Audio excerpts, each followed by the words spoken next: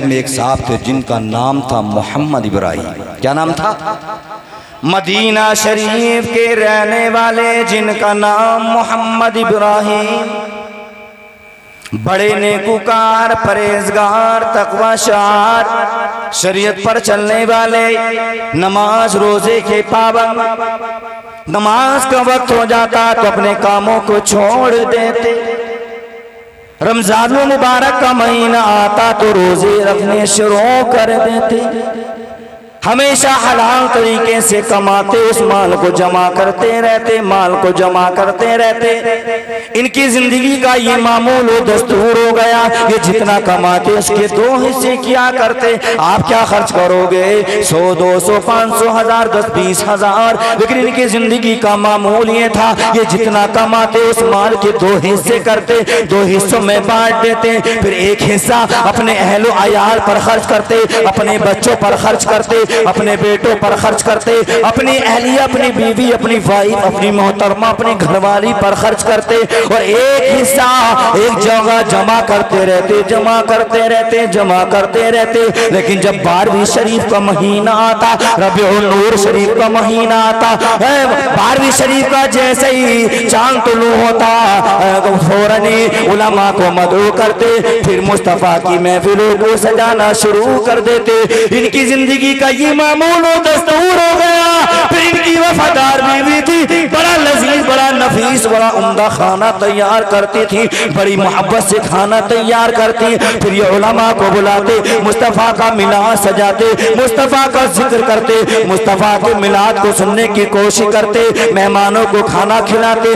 यूं मुस्तफ़ा के नाम पर अपनी आधी कमाई को लुटा देते। इनकी जिंदगी का मामूल व दस्तूर चलता रहा। इनकी बीवी बीमार हो गई, अलील हो गई, अलालत ने इजाफा पकड़ा। नतीजा ये हुआ हजरत इब्राहिम की शरीक हयात इंतकाल कर गई। लेकिन इनकी जिंदगी का फिर ये मामूल दस्तूर बरकरार रखा।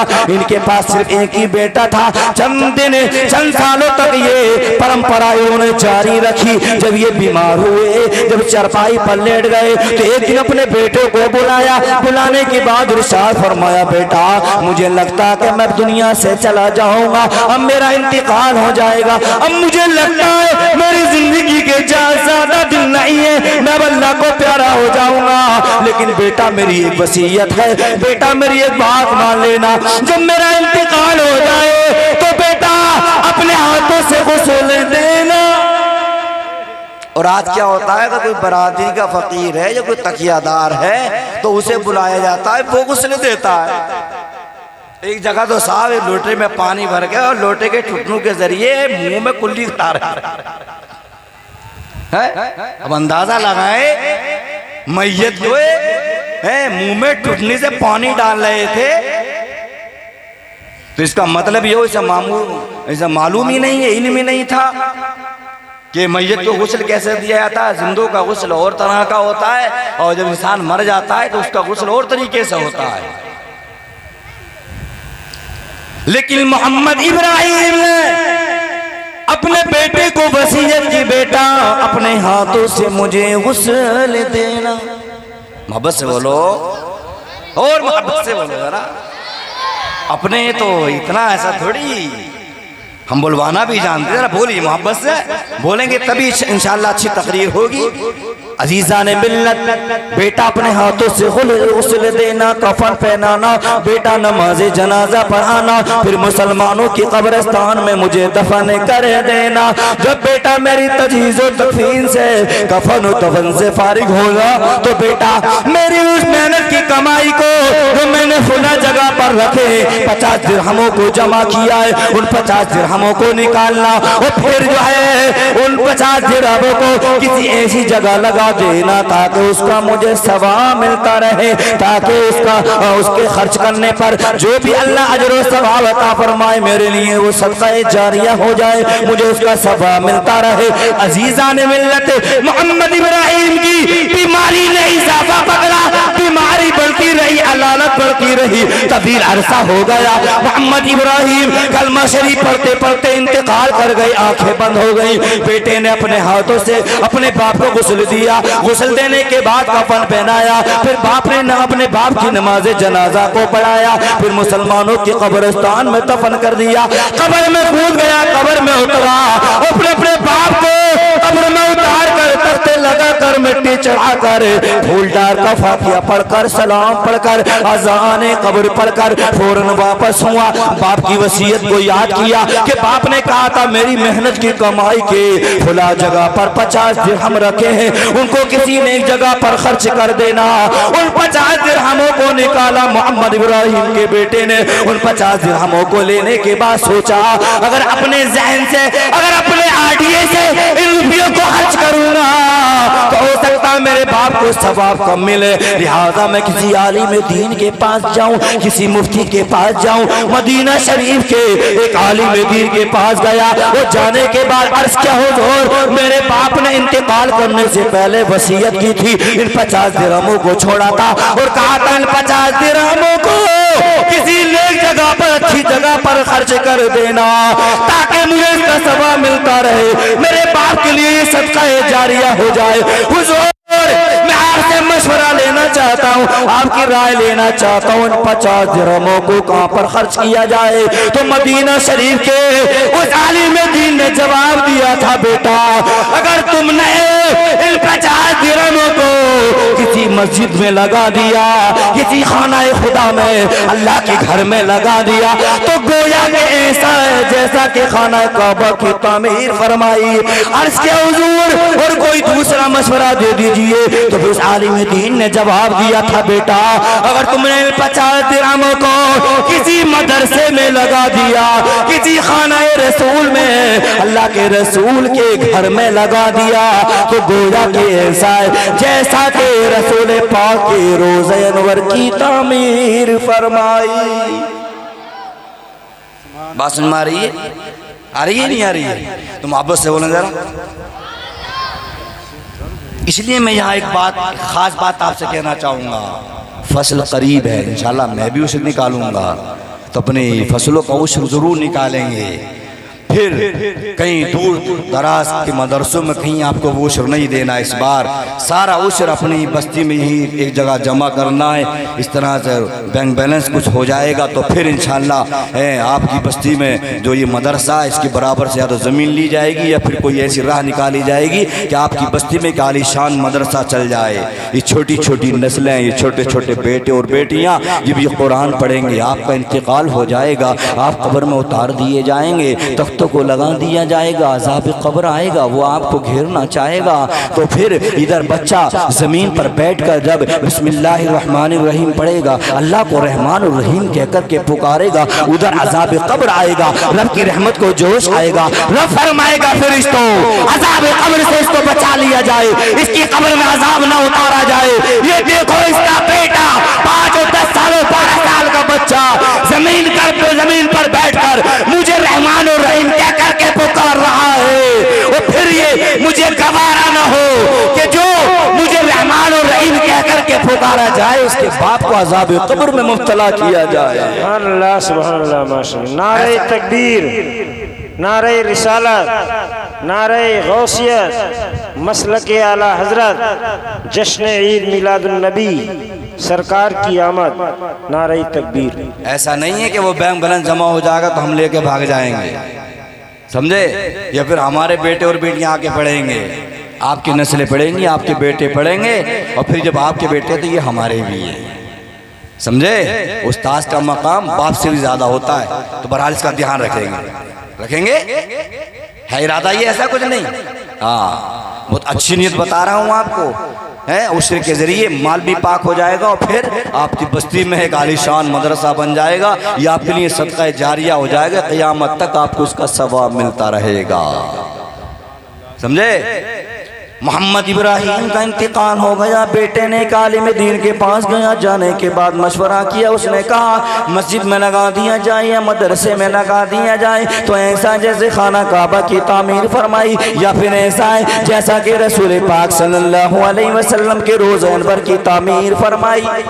अब इसके जहन में एक आइडिया आया, एक ख्याल आ गया, एक वहम आ गया, एक गुमान आ गया। जब मदीना शरीफ के एक आलिम दीन ने इतनी फजीलत बयान की, इतना सवाब बताया है, तो फिर मैं मदीना शरीफ के किसी दूसरे आलिम के पास जाता हूँ, उससे जाकर के पूछता हूँ, हो सकता है उस पर ज्यादा सवाब बताए, इससे ज्यादा फजीलत बताए। वो मदीना शरीफ के एक दूसरे आलिम दीन के पास गया, एक दूसरे मुफ्ती के पास गया, और जाने के बाद मैं आपसे मशवरा लेना चाहता हूँ, आपकी राय लेना चाहता हूँ। मेरे वालिद गिरामी ने 50 दिरहमों को छोड़ा है और वसीयत की है किसी अच्छी जगह लगा देना ताकि इसका सवाब मुझे मिलता रहे। आपसे राय लेना चाहता हूँ, इन 50 दिरहमों को कहाँ पर लगाया जाए? तो मदीना शरीफ के उस आलिम दीन ने जवाब दिया, बेटा अगर तुम्हें 50 दिरहमों से किसी यतीम बच्ची की शादी करा दी तो गोया कि ऐसा है जैसा कि उम्रा करने पर अल्लाह अजरो सवाब अता फरमाता है। मुख्तसर बात समझ रहा हो, बस एक नहीं, दो नहीं, तीन नहीं, ये बच्चा 7 आलिमों के पास जाता रहा, 7 उलमा के पास जाता रहा, 7 मुफ्तियाने किराम के पास जाता रहा। किसी ने कहा पुल बनवा दिया जाए, किसी ने कहा कुआं खुदवा दिया जाए, किसी ने कहा आने जाने वाले मुसाफिरों के लिए दरख्त लगवा दिया जाए। अब इसके जहन में ख्याल आया, 7 आलिमों के पास गया और फिर 7 आलिमों ने अपने अपने अंदाज में सवाब बताया।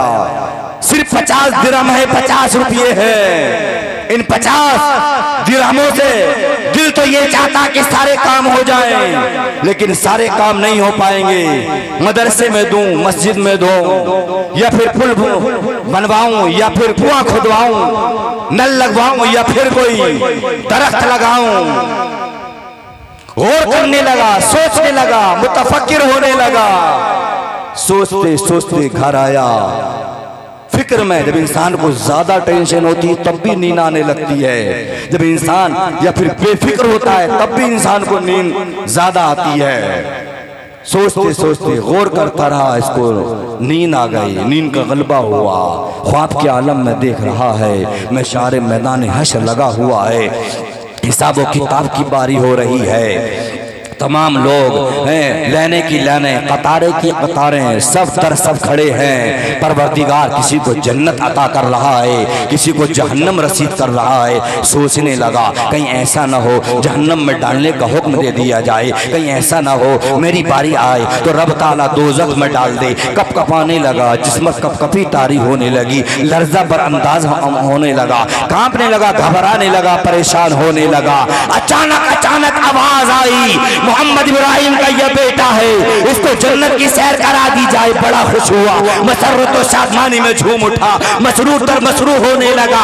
फरिश्तों से कहा, फरिश्तों मुझे जन्नत की सैर करा दी जाए, रब का हुक्म है। जन्नत के पहले दरवाजे पर पहुंचा, पहले दरवाजे से गुजरा, पहली मंजिल में पहुंचा। बड़ी अजीब और गरीब चीजों को इसने देखा, ऐसी अशियाओं को, ऐसी चीजों को, ऐसे साजो सामान को इसने दुनिया में नहीं देखा था। दूसरे दरवाजे से गुजरा, दूसरी मंजिल में पहुंचा और अजाइब और गरीब चीजों को देखा। तीसरी मंजिल में गया, तीसरे दरवाजे से दाखिल हुआ, उसमें और अचंभे की चीजों को देखा। चौथी और पांचवी और छठी और सातवीं मंजिलों को सैर करता रहा, 7 दरवाजों से गुजरता रहा, 7 दरवाजों से घूमता रहा, जन्नत की 7 मंजिलों को सैर करता रहा, घूमता रहा, चलता रहा, फिरता रहा। जब जन्नत की 8वें दरवाजे पर पहुंचा, जब जन्नत की 8वें मंजिल पर पहुंचा तो दरवाजे पर ताला लगा हुआ था, लोग है, दरवाजा बंद है। सोचने लगा, कहने लगा फरिश्तों ये जन्नत का 8वां दरवाजा कहाँ? हाँ ये जन्नत का 8वां दरवाजा है कि फिर इसका ताला भी खोला जाए। जन्नत की 8वीं मंजिल में मैं भी जाना चाहता हूँ, जन्नत की सैर करना चाहता हूँ। 7 मंजिलों को देख चुका हूँ, 7 दरवाजों से गुजर चुका हूँ, 7 महल्लात का दीदार कर चुका हूँ, लिहाजा जन्नत की 8वीं मंजिल में भी जाना चाहता हूँ। इजाजत दो, ताला खोलो। फरिश्तों ने कहा जन्नत की 8वीं मंजिल में तुम नहीं जा सकते, 8वें दरवाजे से तुम दाखिल नहीं हो सकते। कहने लगा 8वीं मंजिल में कौन जाएगा, 8वीं मंजिल के दरवाजे से कौन गुजरेगा, ये ताला किसके लिए खोला दिया जाएगा, ये मुख्तल दरवाजा किसके लिए जो कुशादा किया जाएगा। फरिश्तों ने कहा जन्नत की 8वीं मंजिल में वो जाएगा, जन्नत के 8वें दरवाजे से वो गुजरेगा जो दुनिया मदीना में रहकर नबी का मिलाद मनाता होगा, जुलूस मोहम्मदी में शिरकत किया होगा, नबी की आमद पर जश्न का इजहार किया होगा, तो कहने लगा, सोचने लगा, अरे फरिश्तों सुनो सुनो, मुझे याद आने लगा है मेरे बाप मोहम्मद इब्राहिम का ये मामूल था।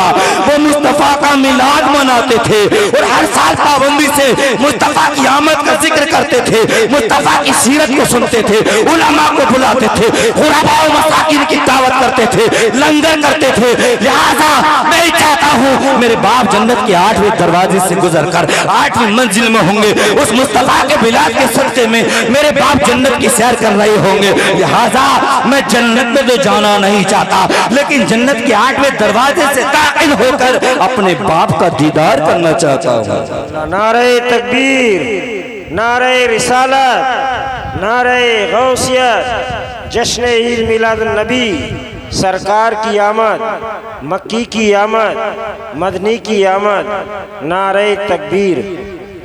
फरिश्तों ने कहा तुम नहीं जा सकते, रब की जानिब से इजाजत मिलेगी तब जाओगे। कहा अच्छा, रब किसे इजाजत देगा? कि रब उसे इजाजत देता है जो मुस्तफ़ा का दुनिया में रहकर मिलाद मनाया होगा, मुस्तफ़ा की आमद का जिक्र किया होगा, चर्चा किया होगा। तो कहा मेरे बाप मोहम्मद इब्राहिम तो मुस्तफ़ा का मिलाद मनाते थे, लिहाजा अपने बाप को मैं देखना चाहता हूँ। अजीज़ा ने मिल्लत, अचानक गैब से आवाज़ आई, मोहम्मद इब्राहिम का ये बेटा है, लिहाजा जन्नत का 8वां दरवाज़ा खोल दिया जाए, 8वें दरवाजे को दाखिल कर दिया जाए, जन्नत की 8वीं मंजिल में इसका दुखूल कर दिया जाए, जन्नत की 8वीं इमारत को इसको दिखा दिया जाए। जन्नत के 8वां दरवाजा खुला, ये दाखिल हुआ। अब इसने देखा, बड़ा अजीब मंजर है, जो 7 मंजिलों में इसने ना जो देखा था उससे ज्यादा अचंभे की अशियाओं को देखा, अजाइब और गराब चीजों को देखा और घूमने लगा। आगे बढ़ा तो एक नूरानी तख्त लगा हुआ था, इस नूरानी तख्त पर एक खूबसूरत चेहरे वाली एक हसीना जमीला एक खातून एक तशरीफ फरमा है। पूछने लगा ये खातून कौन है और इनके आसपास जो कुर्सियां लगी हुई हैं, इन कुर्सियों पर कौन बैठा है? जवाब मिला, अज़वाजे मुत्तहरात बैठी हैं, नबियों की बीवियां बैठी हैं, हजरत जुबैदा बैठी हैं, हजरत राबिया बसरिया बैठी हैं। अजीज़ा ने मिल्लत और जब आगे बढ़ा तो फरिश्तों से कहा, फरिश्तों ये खातून कौन थी, इनका नाम क्या था? जवाब मिला, इनका नाम जो है खातून जन्नत है। तू इन्हें नहीं जानता है, ये जन्नत की औरतों की सरदार हजरत फातिमा ज़हरा है। ये मोहम्मदुर रसूलुल्लाह की लख्ते जिगर नूरे नजर है, उनकी बेटी है हजरत इमाम हसन हुसैन की वालिदा मुहतरमा है। फिर आगे बढ़ा तो इसने एक बहुत कुशादा नूरानी तख्त को देखा, बहुत सारी कुर्सियां लगी हुई हैं, अंबिया और मुरसलीन तशरीफ फरमा हैं। आज तक इतना खूबसूरत चेहरा इसने नहीं देखा था, बड़े खूबसूरत चेहरे वाले तशरीफ फरमा हैं। कुर्सियों पर तमाम अंबिया और मुरसलीन तशरीफ फरमा हैं। 4 मखसूस तरीके से कुर्सियां लगाई गई। एक कुर्सी पर हजरत अबू बकर सिद्दीक तशरीफ फरमा है, दूसरी कुर्सी पर हजरत उमर फारूक आजम तशरीफ फरमा है, तीसरी कुर्सी पर जलवा फरोज हजरत उस्मान गनी है, चौथी कुर्सी पर मौला अली शेर खुदा मुश्किल कुशा है। पूछने लगा ये कौन है, ये कौन है? जवाब मिला ये सब अंबिया और मुरसलीन हैं, ये औलिया अख्ताब अगवास हैं, अल्लाह के नेक बंदे हैं। पूछा ये खूबसूरत चेहरे वाला कौन तशरीफ फरमा है? जवाब मिला ये खूबसूरत चेहरे वाला इनको तू नहीं जानता है। अबे नादान, यही तो मोहम्मदुर रसूलुल्लाह है, यही तो बेसहारों सहारा है, यही तो बेकसों के कस है, यही तो गरीबों के यतीमों के वाली है, यही तो शफीउल मुज़नबीन है, यही तो रहमतल लिल आलमीन है, यही तो ताजदारे अरब व अजम है, यही तो इमामुल अंबिया है, यही तो नबी आखिर जुमा है, यही तो खातम में पैगंबरा है। इन्हीं के सदक़े में अल्लाह ने आसमान और जमीन को बनाया है। अगर अल्लाह इस महबूब को पैदा ना करता, इस खूबसूरत चेहरे वाले को ना बनाता, तो सोले परवरदिगार किसी दुनिया की किसी शय को किसी चीज को ना बनाता। इन्हीं को तो मोहम्मदुर रसूलुल्लाह कहा जाता है। करीब गया, कदम चूमे और फिर जब थोड़ा आगे बढ़ा तो देखा कि मोहम्मद इब्राहिम जो इसके वालिद गिरामी की तशरीफ फरमा थे एक नूरानी जगह पर। बाप को देखकर दौड़ने लगा, कदमों में सर रखा, बाप के कदमों को चूमा, बाप के हाथों को चूमा। बाप ने अपनी आगोश में लेकर सीने से लगाया, बेटे की पेशानी को चूमा। अर्ज़ किया, वालिद गिरामी मुझे ये तो बताइए, अल्लाह ने जन्नत की 8वीं मंजिल में ये मकाम, ये नूरानी जगह, ये महल आपको किस चीज़ के बदले में दिया है? तो मोहम्मद इब्राहीम का जवाब सुनिए। वो कहने लगे, बेटा मुझे नमाज़ों पर इतना भरोसा नहीं था, रोज़ों पर इतना भरोसा नहीं था, हो सकता है नमाज़ों में कमी वाक़ई हुई हो, जिस तरह से अल्लाह का हुक्म है उस तरह से मैंने नमाज़ों को अदा ना किया हो सकता है जिस तरह से अल्लाह ने रोज़ा रखने का हुक्म दिया है इस तरह से मैंने रोज़ा ना रखा हो सकता अपने माल को पाक साफ करने में कोई कमी, किसी तरह से कोई दिक्कत वाक़ई रही हो जिसकी वजह से मैं नामकबूल रहा हूँ। लेकिन मुझे एतमाद था, मुझे भरोसा था, मुझे यकीन था, मेरा ईमान था, मेरा विजदान था, मुझे एतमाद और भरोसा था, और मैं बिल्कुल इस बात पर मुस्तईद और रेडी था कि अगर मुस्तफ़ा का मिलाद बनाऊंगा तो मुस्तफ़ा के मिलाद के सिलसिले में परवरदिगार आलम मुझे कोई नूरानी जगह अता फरमाएगा, कोई खास मकाम अता फरमाएगा। बेटा, मैं दुनिया में रहकर जो नबी का मिलाद मनाता था उसी के सदक़े में अल्लाह ने जन्नत की 8वीं मंजिल में ये नूरानी महल और नूरानी जगह और नूरानी ये तख्त अता फरमाया है। अजीज़ान मिल्लत अंदाजा लगाएं, जब मदीना शरीफ के रहने वाले मोहम्मद इब्राहीम मुस्तफ़ा का मिलाद मनाते रहे हों, फ़राइज़ और वाजिबात को उनके औकातों में अदा करते रहे हों, और मुस्तफ़ा का मिलाद बनाया हो, मुस्तफ़ा के नाम पर लंगर किया हो, मुस्तफ़ा के नाम पर पैसों को खर्च किया हो, बेदारी की हो और मुस्तफ़ा का जिक्र सुना हो, तो फिर